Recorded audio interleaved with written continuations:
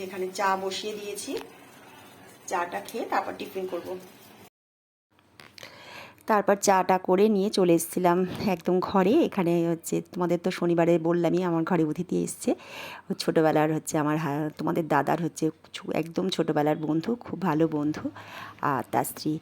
চাটা একসাথে বসে খেলাম, গল্প করলাম, তারপর স্নান করে চলে এসেছিলাম পুজো দিতে। আজকে অনেকটা ফুল আনা হয়েছিল, ঘরের ঠাকুরকে মন ভরে ফুল দিয়ে পুজো করলাম, করে তারপর রান্নার দিকে চলে এসেছিলাম। টিফিনটাও করা হয়ে গেছিলো, বেশি কিছু করিনি। ওরা সকালে আজকে ভাতই খেয়েছিলো, বললো ভাত খাবে।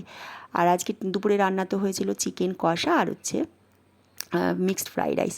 এখানে মাংসটাও ম্যারিনেট করে রাখছি, আর এখানে মিক্সড যেহেতু ফ্রাইড রাইস হবে, তাই চিকেন, তারপর চিংড়ি মাছ, এগুলোও ম্যারিনেট করে সব রেখে দিয়েছি। গুছিয়ে করা থাকলে দেখবে বেশিক্ষণ লাগে না।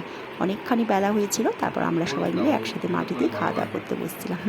বললো মাটিতেই খাওয়া দাওয়া করবো, আর বললো রান্নাবান্নাগুলো নাকি ভীষণ ভালো হয়েছে, একসাথে বসে খাওয়া দাওয়া গল্প ভীষণ ভালো লাগে।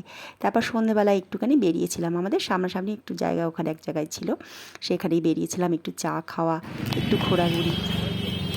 একটা ছবি একটু তুলে দাও, তোমাদের ভালো ক্যামেরা থাকলে।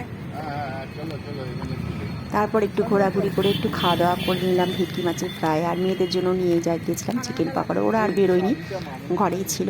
ভিডিওটা ছোটোই করলাম, বেশি বড় করতে পারিনি, বাড়িতে লোকজন ছিল তো তাই। তাহলে যদি তোমাদের ভিডিওটা ভালো লাগে একটা লাইক করে দিও, আর চ্যানেলটা সাবস্ক্রাইব করে পাশে